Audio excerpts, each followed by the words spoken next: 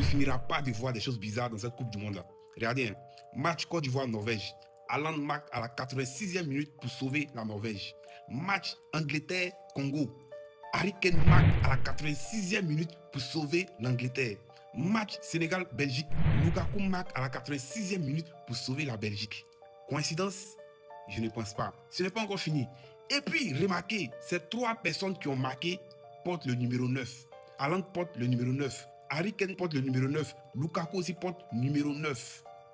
Coïncidence? Je ne pense pas. C'est pas encore fini. Les 3 portent numéro 9. Quand ils renversent ces 3 9 là, qu'est-ce que ça donne?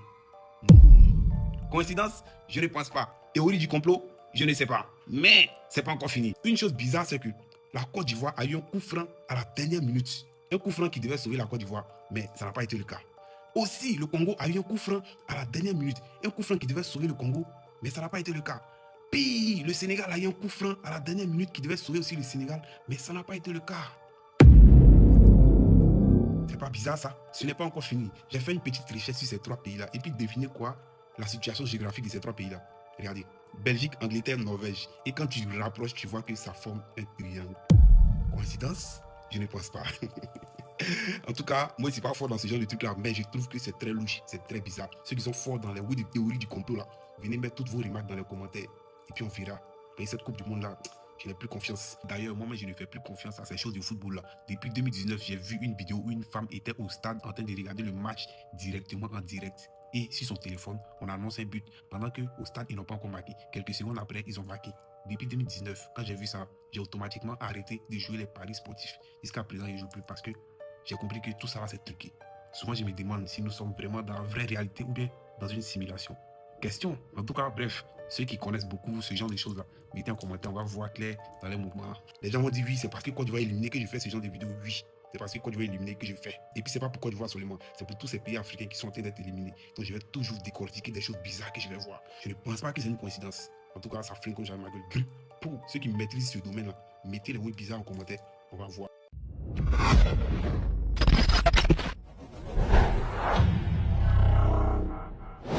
Le Portugal a fait 1-1 contre le Congo. João Neves marque à la 6e minute. C'est la 6e Coupe du Monde de Ronaldo. En 2006, le Portugal ont été en demi-finale. 1966, c'est la meilleure Coupe du Monde du Portugal. Ronaldo a atteint récemment les 666 millions d'abonnés sur Instagram. 2016, le Portugal remporte l'Euro. Et récemment, Roberto Martinez, l'entraîneur du Portugal, a dit qu'il croyait fermement à la numérologie du chiffre 6. Il a tout dit sous nos yeux. Donc le 1-1 du Portugal, faut pas voir ça comme une déception. Ça fait partie du script. Rappelez-vous qu'en 2022, l'Argentine avait perdu 2-1 contre l'Arabie Saoudite. C'était le premier match. Et pourtant, l'Argentine a quand même gagné la Coupe du Monde. Rappelez-vous aussi en 2010, et là c'était incroyable. 2010 avec l'Espagne. Match numéro 16. Le 16 juin à 16h. L'Espagne perd 1-0 contre la Suisse. C'est le premier match de l'Espagne à la Coupe du Monde 2010. 6-6-6.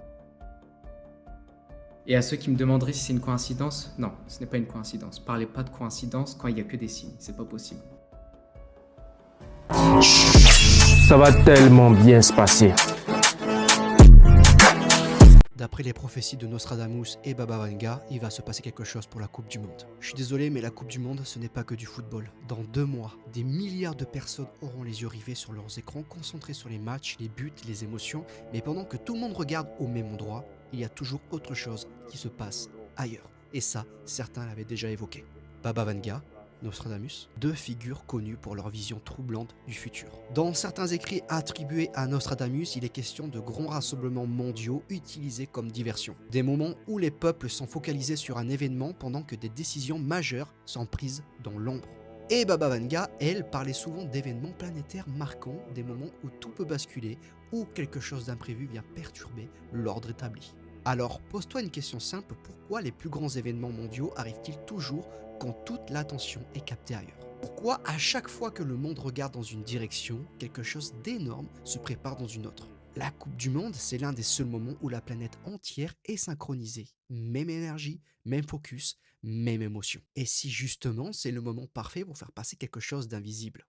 Je ne dis pas que quelque chose va arriver, d'accord? C'est d'après les prophéties de Nostradamus et Baba Vanga, mais je dis que l'histoire nous a déjà montré que les plus grands changements arrivent quand personne ne regarde vraiment. Alors dans 2 mois, regarde les matchs, profite, d'accord? Profite de cette bonne vibe, mais garde toujours un œil ouvert. Parce que parfois, ce n'est pas ce qu'on te montre qui est le plus important, c'est ce qu'on te ne montre pas. Et toi, tu penses que c'est possible ou pas? Dis-le moi en commentaire.